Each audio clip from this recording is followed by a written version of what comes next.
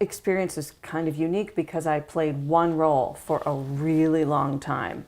So what becomes really challenging when you're performing the same show night after night, singing the same songs, performing the same scenes, is keeping that energy alive. You want to give 110% every night. You want to give the audience the experience they deserve. We all care so deeply about the craft, and we're all theater fans ourselves. So we know when we sit in those seats, having paid $100+ for the ticket, you want to see them at their best. So the pressure to be at your peak level 8 times a week it's a little crazy making. And how do you manage that? How do you give your all every single time, recognizing that, not unlike athletes, you're not going to be perfect every time. You're not going to hit what is it? I don't even know.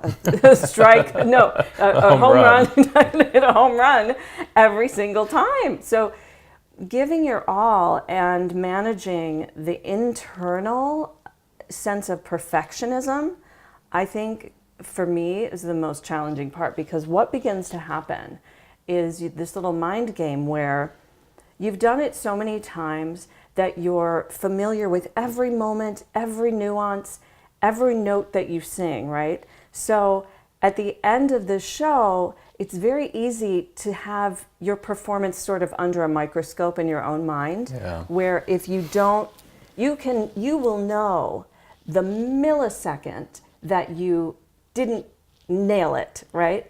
And it's easy to obsess over that and think, I was horrible tonight because I didn't, hit that one syllable of that note exactly the way I wanted to, or whatever. My mind wandered in the middle of that song. I wasn't fully present the entire time. Well, it's impossible to be fully present the entire time when you're doing something for a long period of time.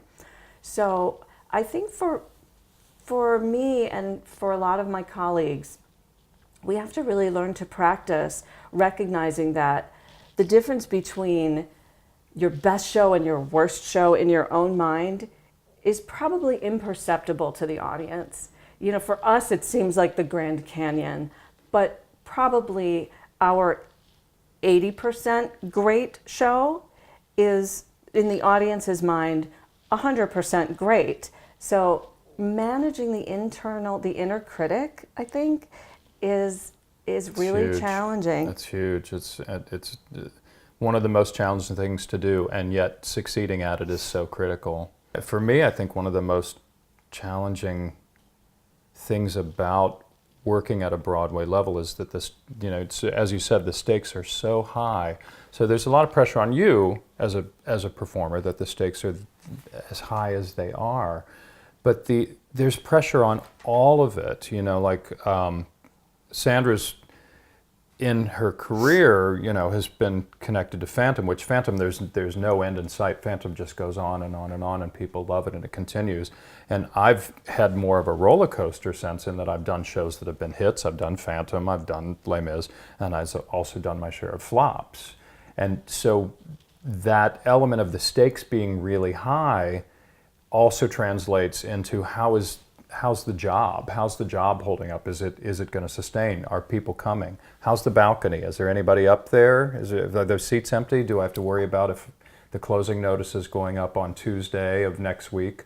So there's always this sense of pressure. How long is it going to last? Is my livelihood going to survive here? And it can make for a difficult life where you're just sort of anxious about how the entire property is doing.